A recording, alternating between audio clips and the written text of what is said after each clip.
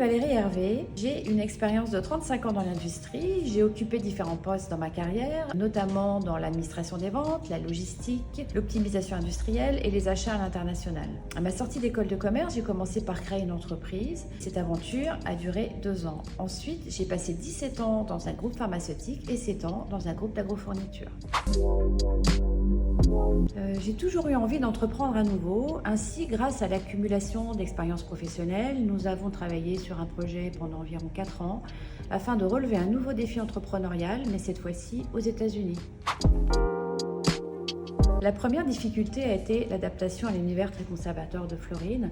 C'est vrai que c'est un État où l'agriculture emploie majoritairement des hommes. Donc au départ, gérer des missions plutôt administratives n'était pas facile, surtout ne connaissant pas la comptabilité américaine, le système de taxes, les assurances et j'en passe. Il faut savoir que Seagreen n'est pas une filiale d'entreprise française, il a fallu tout construire sur le sol américain, mais l'adversité crée des opportunités, donc c'était très motivant.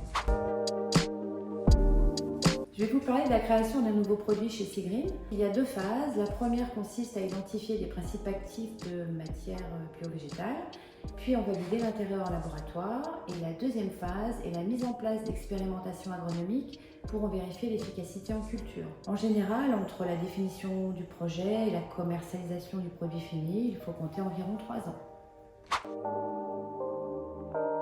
La qualité de nos produits et le taux de fidélisation de nos clients, nos procédés d'extraction uniques, nos formulations qui aident à réduire l'utilisation de produits chimiques tout en améliorant la qualité et la valeur des cultures, et notre indépendance financière car nous n'avons pas d'actionnaires et cela nous permet de piloter le développement à notre rythme.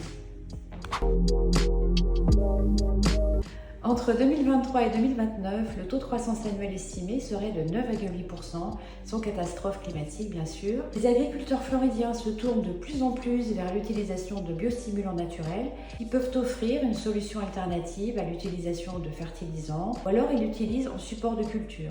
Je viens d'apprendre que les États-Unis devraient adopter le même cadre que l'Union européenne qui a défini les biostimulants végétaux comme une catégorie distincte de produits.